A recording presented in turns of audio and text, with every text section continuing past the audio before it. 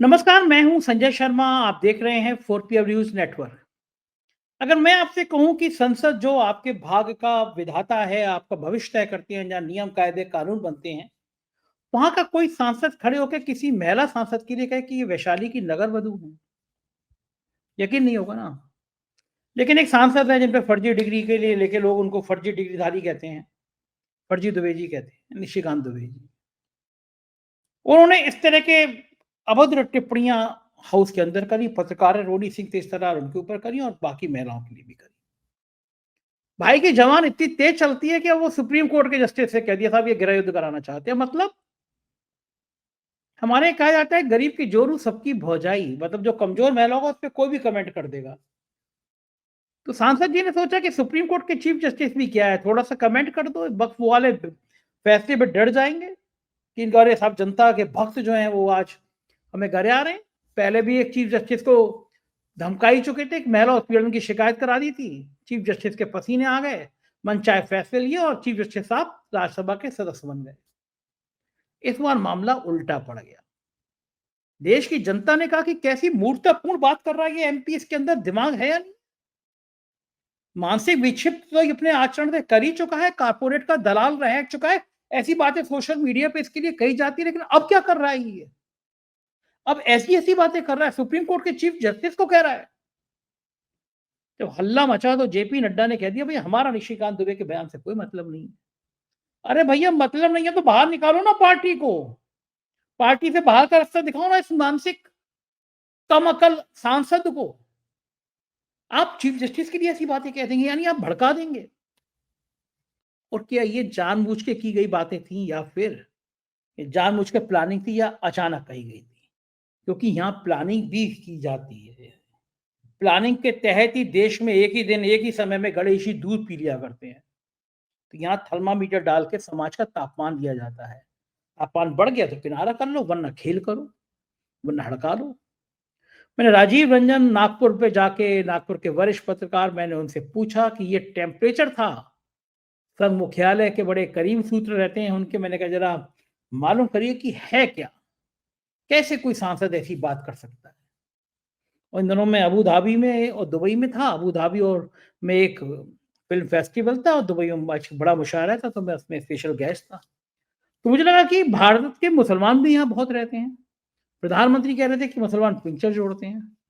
तो मैं कहा जरा मालूम करूँ कि यहाँ के दुबई के मुसलमान कितने पिंचर जोड़ते हैं।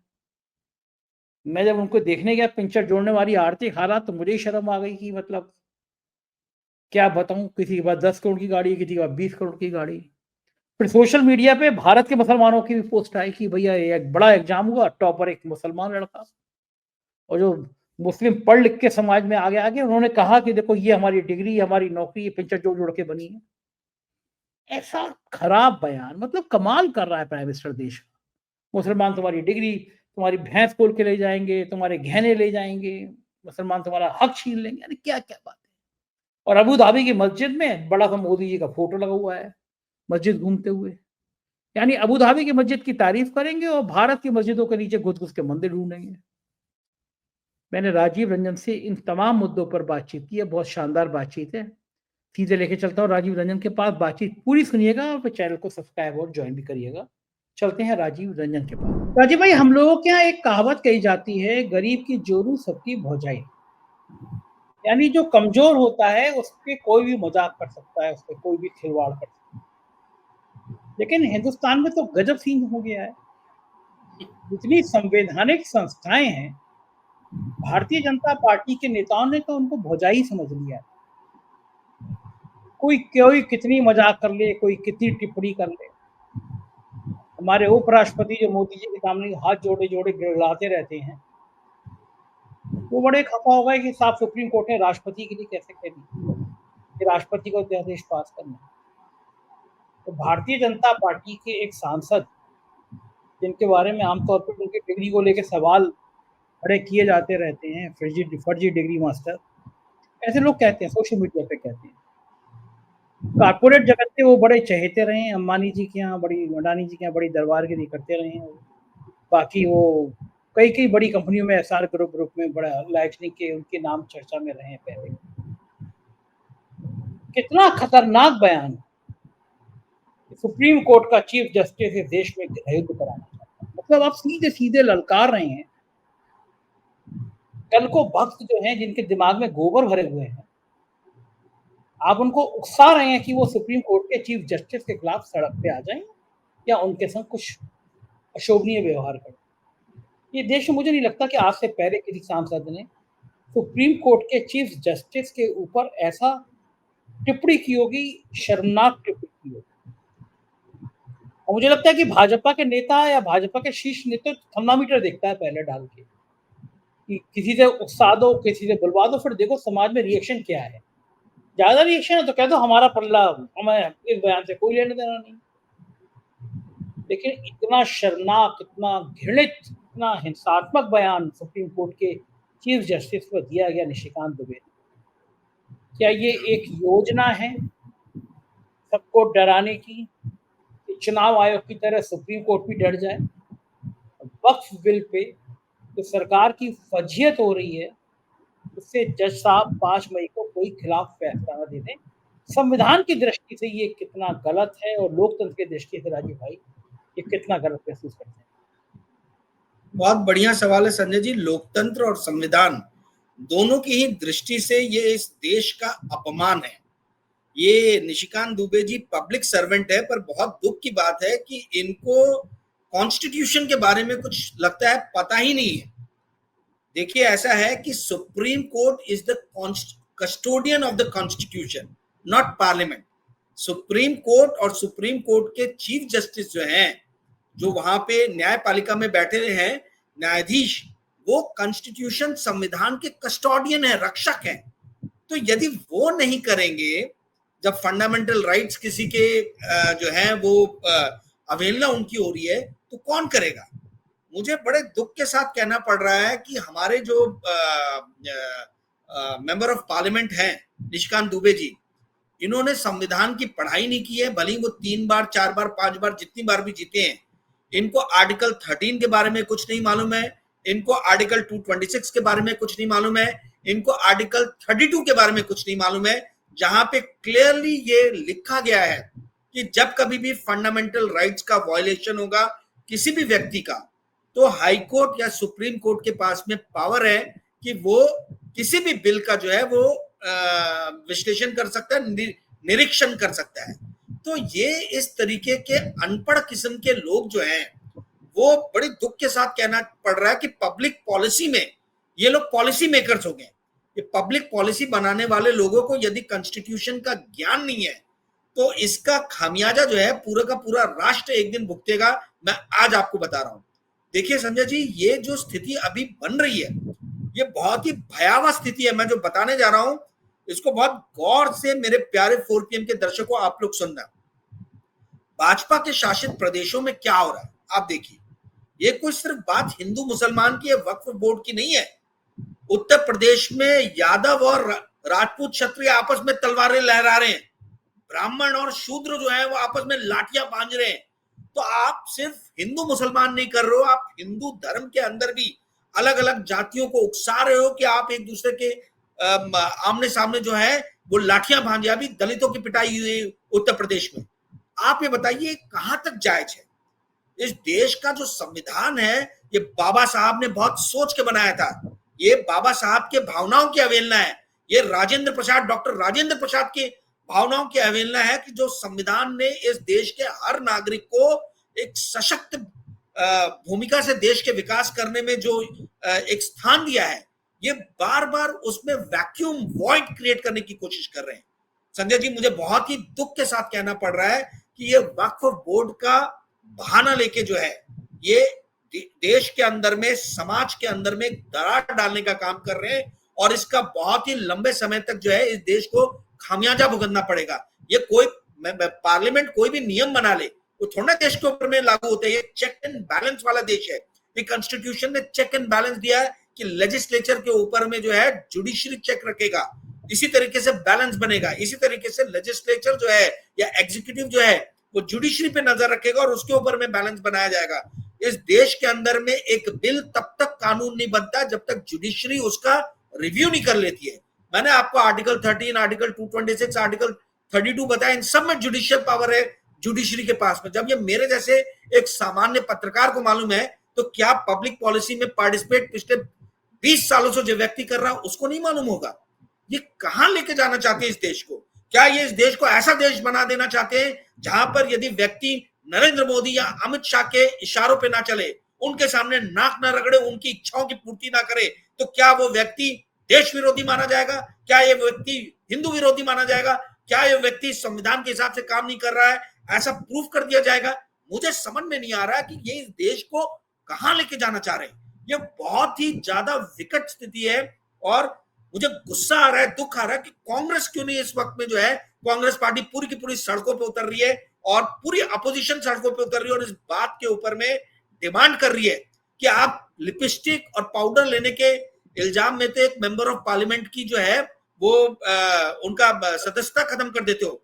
राहुल गांधी जी यदि एक जोक करते हैं, एक मजाक करते हैं, तो आप उसके ऊपर में उनकी सदस्यता ले लेते हो। और ये व्यक्ति सीधा सीधा सुप्रीम कोर्ट ऑफ जस्टिस के चीफ जस्टिस को बोल रहा है कि ये युद्ध कराने वाला है।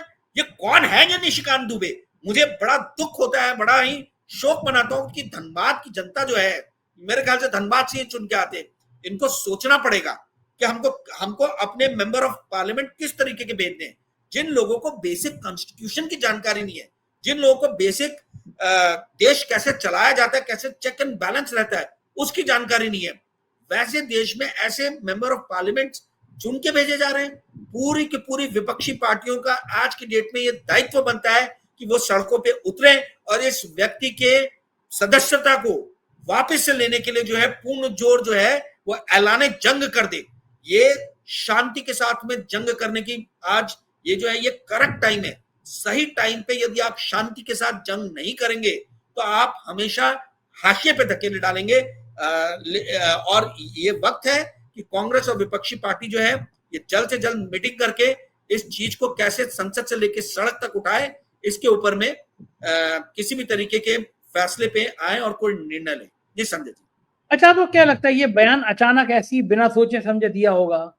कोई स्ट्रेटेजी होगी कि चलो सुप्रीम कोर्ट के चीफ जस्टिस वक्त पे कोई फैसला लें, उससे पहले इनको गरिया दो, इनके बारे में ऐसा माहौल तैयार कर दो कि ये प्रेशर में आ जाए कि देश के लोग तो मेरे खिलाफ ऐसा कर रहे हैं, 2, 4, 5, 10 करोड़ भक्त जो हैं वो कर रहे हैं, तो डर के मारे फैसला ले लें।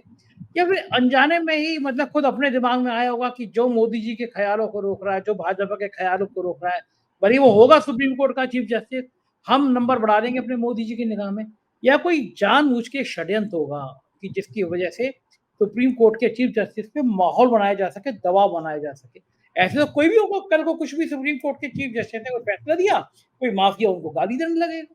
फिर इस देश को कैसे संविधान, काय का संविधान, किस चीज का संविधान, ये तो शुद्ध गुंडाई हो जाएगी इस देश में। तो क्या लगता है आपको राजीव भाई, कोई प्लानिंग रही होगी, अचानक निशिकांत ने बयान दिया होगा? बिना प्लानिंग के भाजपा के नेता कोई काम नहीं करते। ये गणतंत्र है, गणतंत्र, इसको भीड़ तंत्र में ये परिवर्तित करना चाह रहे हैं। मैंने जैसे पिछले भी प्रश्न के जवाब में कहा कि ये तो समाज के विभिन्न पैदानों पे बैठे हुए अलग अलग जाति के लोगों के बीच के अंदर में दंगे कराना चाह रहे हैं। ये एक सोची समझी चाल है संजय जी। मैं मुर्शिदाबाद 2-3 दिन से मीडिया में इतना है, मैं पश्चिम बंगाल आया हूं यही समझने के लिए कि भाई ये मुद्दा क्या है। नागपुर के अंदर में दंगे होते हैं, मीडिया कवर नहीं करता है उसको तरीके से और ये नहीं बोलता है कि ये देवा भाऊ यानी देवेंद्र फडणवीस जी की सरकार की असफलता है, इंटेलिजेंस का फेलियर है कि इतना बड़ा जो है दंगा हो गया नागपुर के अंदर में। वो शहर जो इतने सालों से शांति के आगोश में सो रहा था, वही आप मीडिया को देखिए जो अभी मुर्शिदाबाद में हो रहा है। मैंने आके संजय जी यहाँ पता किया, यहाँ ऐसी स्थिति हो गई है कि हिंदू लोग जो हैं वो मस्जिदों के बाहर पहरा दे रहे हैं कि कोई मस्जिद के ऊपर में हिंदू अटैक करने ना आए, और मुसलमान जो है वो मंदिरों के बाहर पहरा दे रहे हैं कि कोई मुसलमान मंदिरों पे हमला करने नहीं आए। परंतु ये कोई नेशनल मीडिया दिखा नहीं रहा है। ये क्यों नहीं दिखा रहा है? ये एक सोची समझे हुए बहुत बड़े कैनवास का छोटा सा हिस्सा है। ये इस तरीके से देखिए इमेज बनाया जा रहा है, एक इस तरीके से माहौल बनाया जा रहा है कि पूरा देश पोलराइज्ड हो जाए। मैंने पहले भी इंटरव्यूज में आपको बताया था कि मुझे पूर्ण हद तक शक है कि 2026 में ये जनरल इलेक्शन कॉल करेंगे, और ये लोकसभा के जनरल इलेक्शन को कॉल करने के पहले जो है 1 साल पहले से तैयारी शुरू हो गई है, पूरे समाज को पोलराइज करने का कोशिश किया जा रहा है, और जो भी न्यायपालिका से इसमें अड़चन डालेगा, उसको ये लोग जो है दिग्भ्रमित, पूरे देश के सामने जो है दिग्भ्रमित पूरे देश को करने का प्रयास करेंगे कि यही व्यक्ति जो है, इस व्यक्ति के कारण अशांति फैल रही है। मतलब आप अमित शाह और नरेंद्र मोदी और भारतीय जनता पार्टी के हाँ में हाँ मिलाओ, तभी आप एक सच्चे और सही नागरिक हो। अन्यथा यदि आप इनके सामने अपनी नाक नहीं रगड़ेंगे, तो भैया इनके हाँ में हाँ नहीं मिलाएंगे, तो आप जो है वो आप देश विरोधी कहलाएंगे। और यही कारण है जो संजीव खन्ना जैसे व्यक्ति के ऊपर में आदमी उंगली उठा रहा है, उस व्यक्ति ने अपने व्यक्तित्व का कभी विश्लेषण किया है कि वो किस तरीके का व्यक्ति है? कॉर्पोरेट जगत में रह के आपने जिंदगी भर लाइजनिंग किया, आज आपको जनता ने इतना प्यार दिया कि 3 बार 4 बार आपको मेंबर ऑफ पार्लियामेंट बनाया। आपका फर्ज क्या बनता था? आपका फर्ज ये बनता था कि जिस जनता ने आपको इतना प्यार दिया है, उस जनता का आप टेक केयर करें, उस जनता को आप उतना ही प्यार वापस करें। परंतु क्या कर रहे हैं निशिकांत दुबे जी? और निशिकांत दुबे जी अकेले ऑपरेट नहीं कर रहे, ये एक बहुत ही सोची समझी रणनीति का एक अंग है कि जब ये दिखाया जा रहा है जहां पे कि यदि भारतीय जनता पार्टी के लीडर्स चीफ जस्टिस को टारगेट कर सकते हैं, यदि चीफ जस्टिस उनके किसी काम में अड़चन डालने का या उसका निरीक्षण का या विश्लेषण करने का प्रयास करे, तो आपके और मेरे जैसे लोगों की कोई हैसियत, कोई औकात नहीं है। यही दिखाने का प्रयास किया जा रहा है कि भैया जब इस देश के अंदर में सुप्रीम कोर्ट का चीफ जस्टिस जो है वो हमारे प्रहारों से जो है उसको मतलब वो हमारे प्रहारों को झेल रहा है, तो आपके जैसे आम नागरिकों की कोई हैसियत, कोई औकात नहीं है। तो ये बड़े स्ट्रैटेजी का एक छोटा पार्ट है, और मुझे जहां तक लग रहा है कि पूरे के पूरे देश को पोलराइज करने की कोशिश की जा रही है। मैं आज 4 PM के माध्यम से सारे प्यारे 4 PM के दर्शकों को बताना चाहता हूं कि जैसे मुर्शिदाबाद में अभी हिंदू और मुसलमान अपनी एकता जो है वो प्रदर्शित कर रहे हैं, जो नेशनल मीडिया में नहीं दिखाया जा रहा है, वैसी एकता आप लोग पूरे देश में दिखाएं। पोलराइज ना हो, एक दूसरे पे अटैक ना करें, एक दूसरे के बारे में किसी भी तरीके का अपशब्द या बुरी भावना से किसी भी तरीके की कोई हरकत ना करें। ये बहुत जरूरी है संजय जी, ये पोलराइजेशन को रोकना बहुत जरूरी है। ये इस समय की डिमांड है, इस समय की मांग है। और एक मैं आपको ट्रेंड बताता हूं जो देख के मैं खुद अचंभित हूं। मोहन जी भागवत ने एक बहुत अच्छी बात बोली थी कुछ महीने पहले, कुछ हफ्ते पहले, जिसके बाद में पूरे भारतीय जनता पार्टी के नेता जो है और जो ये मोदी मीडिया है वो मोहन जी भागवत के ऊपर में अटैक करने लग गया। जब उन्होंने कहा कि भैया हर मस्जिद को ऐसे खोद खोद के मंदिर निकालोगे तो इसमें देश भटक जाएगा, ये गलत चीज है, ये नहीं होना चाहिए। तो पहले माना जाता था कि आरएसएस जो है वो बहुत ही ज्यादा राइट विंग है, वो एक्सट्रीमिस्ट है, पर अब तो मैं देख रहा हूं कि उल्टा ही हो रहा है। आरएसएस का हेड सुप्रीमो यदि समाज के अंदर में तनाव कम करने की बात कर रहा है, तो ये भारतीय जनता पार्टी के लीडर जो है ये उसको अलगाव की स्थिति में ले जा रहे हैं, उसी को अलग थलग करने की कोशिश कर रहे हैं। तो अब उल्टा ये हो गया, पहले जहां आरएसएस राइट विंग बहुत ज्यादा माना जाता था, वो अब कोई मध्य की भूमिका निभा रहा है, सेंट्रल भूमिका निभा रहा है। और बीजेपी के अंदर जो बैठे हुए लीडर्स हैं, चाहे निशिकांत दुबे हो, चाहे योगी आदित्यनाथ हो, ये एकदम से राइट विंगर हो गए, एक्सट्रीमिस्ट हो गए। तो ये कैसे पोजीशन चेंज हुआ है, ये अपने आप में सोशियोलॉजी, साइकोलॉजी का अध्ययन करने वाले, राजनीतिक शास्त्र का अध्ययन करने वाले विद्वानों के लिए ये ट्रेंड को ऑब्जर्व करना और इसके ऊपर में लेखन लिखना बहुत अत्यंत आवश्यक है। जी संजय जी। बिल्कुल ठीक है ना राजीव भाई। और इन सांसद महोदय की तो बलिहारी है। एक दिन हाउस में जब महुआ मोत्रा सिंह का बहुत खटपट चल रहा था, तो वो वैशाली की नगर वधु इतना अशोभनीय, इतना अश्लील कमेंट एक महिलाओं के लिए भी ये सांसद महोदय कर चुकी हैं। इनकी जवान पे कंट्रोल नहीं है, कुछ भी बोलना है, बस चाहे महिला हो, चाहे सुप्रीम कोर्ट के चीफ जस्टिस है, इनको बोलना है। हमारे यहाँ लखनऊ के अमिताभ ठाकुर हैं, रिटायर्ड जवरिया रिटायर्ड आईजी जो हैं, उन्होंने क्रिमिनल मुकदमा भी रिट दायर की है सुप्रीम कोर्ट में कि इन पे आपराधिक मुकदमा मानहानि का चलाया जाना चाहिए। आपने कही संविधान की, कानून की बात, मोदी जी ने भी एक कानून बनाया कि भाई 75 साल की उम्र पूरी होगी और आप मार्गदर्शक मंडल में चले जाएंगे। उन्होंने लाल कृष्ण आडवाणी, मुरली मनोहर जोशी को ऐसे ठिकाने लगा दिया। अब अप्रैल चल रहा है, मई, जून, जुलाई, अगस्त, सितंबर, 5 महीने उसी कानून के दायरे में खुद मोदी जी भी आ जाएंगे 75 साल में। सितंबर में शायद 75 साल के हो जाएंगे। तो कहा जाता है कि जब दूसरों के लिए गड्ढा खोदते हो तो एक दिन खुद उस गड्ढे में गिर जाते हो। तो गड्ढा तो खोदा गया था आडवाणी जी को और जोशी को ठिकाने लगाने के लिए। लग भी गए बेचारे, बर्फ की सिल्ली में लग गए। सालों से कोई पूछता नहीं है उनको। बस उनके जन्मदिन पे मोदी जी हैप्पी बर्थडे कहने जाते हैं, फोटो खिंचाते हैं, चले जाते हैं। इतना ही बचा है उनके लिए। लेकिन मेरा बड़ा सवाल ये है कि लोग सवाल कर रहे हैं, मैं दुबई में आया था तो यहाँ भी लोग सवाल कर रहे थे मुझसे कि क्या मोदी जी भी अपना कानून अपने ऊपर लागू करेंगे? क्या इस नियम को मानेंगे? क्या सितंबर में रिटायर हो जाएंगे? और रिटायर हो जाएंगे तो फिर क्या करेंगे? बड़ा हर तरफ से ये सवाल पूछा जा रहा है। क्या लगता है आपको, मोदी जी मोर को दाना खिलाने के लिए रिटायर हो जाएंगे? खाली मतलब आप भी, हमारे यहाँ वानप्रस्थ जीवन होता है कि आप आराम से भगवान का ध्यान करिए, अध्ययन करिए, आराम से टहलिए, मोर को दाना खिलाइए, सो जाइए। क्या लगता है मोदी जी कर लेंगे ऐसा? देखिए, ये इस बात पे निर्भर करता है कि राष्ट्रीय स्वयंसेवक संघ कितने जोर से अपना चाबुक चलाता है, और ये कुछ दिनों में अभी सामने आ भी जाएगा कि नेशनल प्रेसिडेंट कौन बनने वाला है। संगठन के अंदर में संजय जोशी जी का किस तरीके से पदार्पण होने वाला है, और जो कार्यकारिणी बनने वाली है उसमें और किस किस तरीके के कौन कौन से मेंबर्स आने वाले हैं, उनको क्या क्या भूमिका मिलने वाली है। देखिए, इस बात को तो स्पष्ट कर दिया गया है नरेंद्र मोदी को कि भाई आपके अब जाने का समय आ गया है, क्योंकि आरएसएस का अपना खुद का एक सर्वेक्षण है जो किया उन्होंने ये ऑब्जर्व किया कि लोकसभा के इलेक्शन में नरेंद्र मोदी ने महाराष्ट्र और हरियाणा में पूर्ण जोर जो है रैलियां की थी, और रैलियों करने का नतीजा ये था कि पूरी तरीके से हार इन दोनों राज्यों में भारतीय जनता पार्टी को मिली। वहीं विधानसभा के चुनाव में नरेंद्र मोदी को राष्ट्रीय स्वयंसेवक संघ ने कहा कि आप पीछे हटिए, आप पीछे पीछे रहिए, आप फेस मत बनिए। और इन्होंने देखा कि जैसे नरेंद्र मोदी पीछे गए तो इन दोनों स्टेट्स में येन केन प्रकार कई तरीके की बातें कही जा रही हैं, पर दोनों स्टेट्स में जीत तो भारतीय जनता पार्टी को ही मिली। महाराष्ट्र में तो अभूतपूर्व जीत मिली।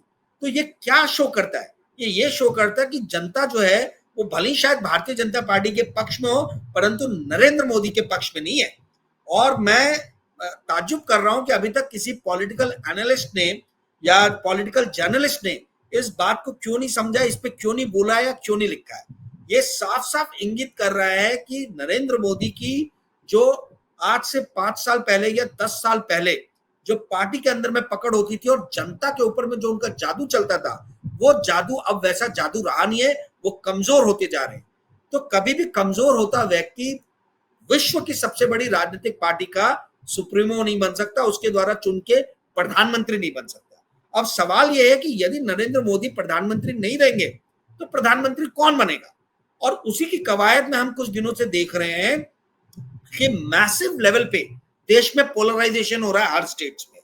ये जो पोलराइजेशन हो रहा है, चाहे महाराष्ट्र में नागपुर हो, चाहे आपके उत्तर प्रदेश में हो, चाहे वेस्ट बंगाल में हो, ये या असम में हो, ये सारे पोलराइजेशन जो हो रहे हैं वो इसी बात को लेके हो रहे हैं कि कौन कितना बड़ा हिंदू हृदय सम्राट है, इसको जो है वो राष्ट्रीय स्वयंसेवक संघ के सामने प्रस्तुत कर सके।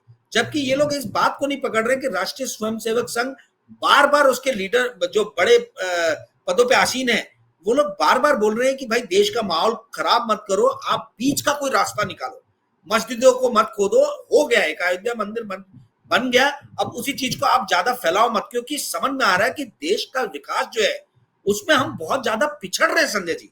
जब पूरा वर्ल्ड ट्रेड टैरिफ और ट्रम्प टैरिफ और ट्रेड बैरियर्स पे बात कर रहा है, उस वक्त पे हम ये बात कर रहे हैं कि दलित इस देश में कैसे पीटे जा रहे हैं। इस देश के सुप्रीम कोर्ट का चीफ जस्टिस जो है इस देश में होने वाले हर दंगे का कारण है।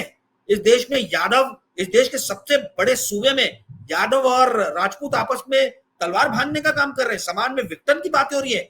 जिस टाइम में इकोनॉमिक पॉलिसीज पे चर्चा होनी चाहिए, जिस टाइम में एम्प्लॉयमेंट पर चर्चा होनी चाहिए, जिस टाइम में हम कैसे भारत चाइना के अगेंस्ट में एक सशक्त विकल्प के रूप में खड़ा हो, उस पर बात होनी चाहिए, उस वक्त में हम कैसी फालतू की फर्जी बातों में, फर्जी बहस में जो है उलझ गए। ये इस देश के लीडर्स का, पॉलिसी मेकर्स का वैचारिक दिवालियापन भी शो करता है, उनके चारित्रिक ह्रास को भी शो करता है, उनके नैतिकता के पतन को भी शो करता है, और उनके, आप ये समझ लीजिए कि उनकी जो जिम्मेदारियां उनको दी गई हैं, उन जिम्मेदारियों से दूर भागने का भी जो है ये एक तरीके से प्रयास है।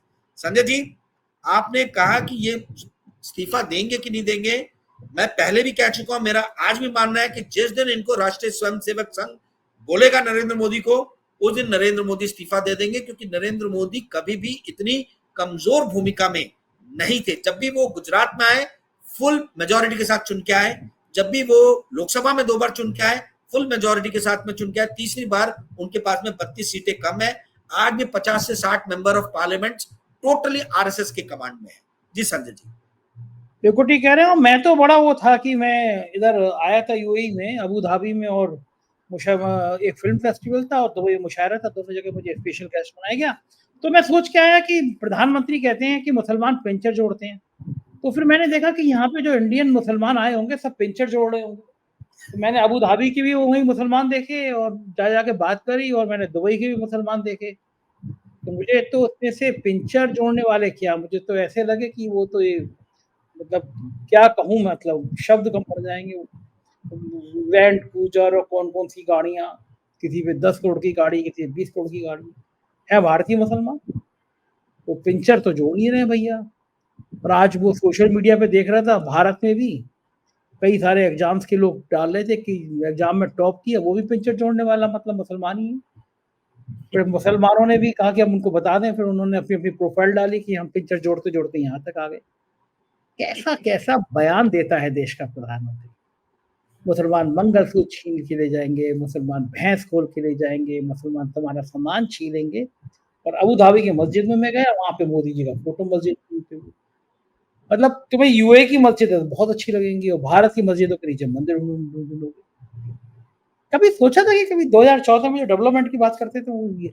आखिरी सवाल मेरा ये कि इतना इस तरह के घेरे बयान के पीछे मानसिकता क्या रहती होगी?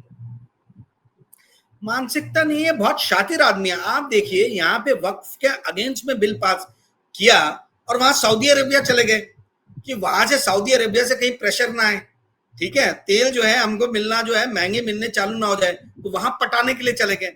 यहाँ नुपुर शर्मा बयान देती है, वो उनको उभरता हुआ लीडर बताया जाता है भारत के अंदर में, और जैसे ही गल्फ से उंगलियां आती हैं तो एकदम उनको नुपुर शर्मा को ऐसे साइडलाइन किया जाता है कि आज तक वो मेन स्ट्रीम में नहीं आ पाई है। तो ये शातिरता, ये कुटिलता का परिचायक है। ये मानसिकता तो देखिए देखिए वैचारिक रूप से तो दिवाली है ही, ये तो मैं बता ही चुका हूं आपको। परंतु ये जो शालीनता, जो शब्दों की जो शालीनता रहती है, एक पद की जो मर्यादा रहती है, एक गरिमा रहती है, उसको तो ये बहुत पहले तिलांजलि दे चुके हैं।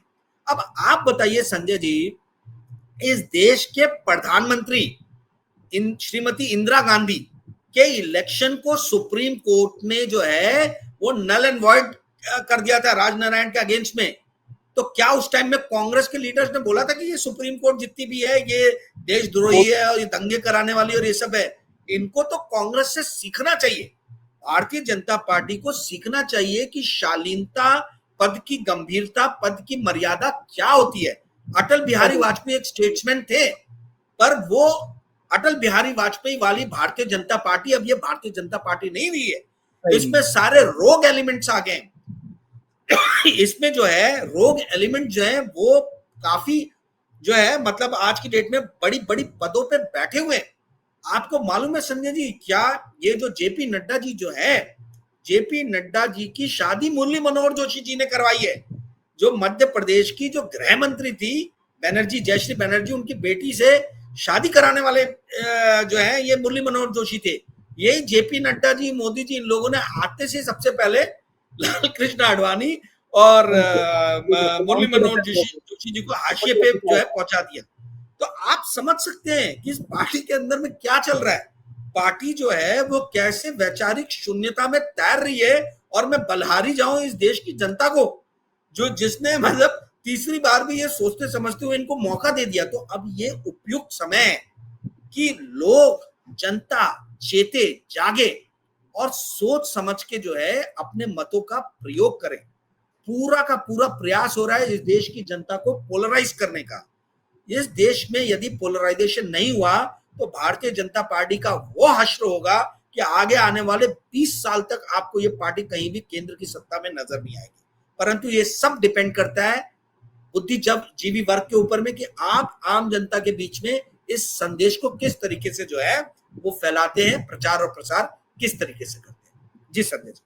बिल्कुल ठीक बात है राजीव भाई। अंधेर नगरी चौपट राजा, टका सिर भाजी टका सिर खाजा। बहुत बहुत शुक्रिया राजीव भाई, आपने बढ़िया बढ़िया बातें करते हो, आप एनर्जी आ जाती है। Thank you. ये थे राजीव रंजन, और मुझे उम्मीद है कि बातचीत आपको अच्छी लगी होगी, लेकिन मैं तब मानूंगा जब आपका प्यार भरा कमेंट बातचीत पे आ जाएगा। बताइएगा जरूर। शुक्रिया। Thank you.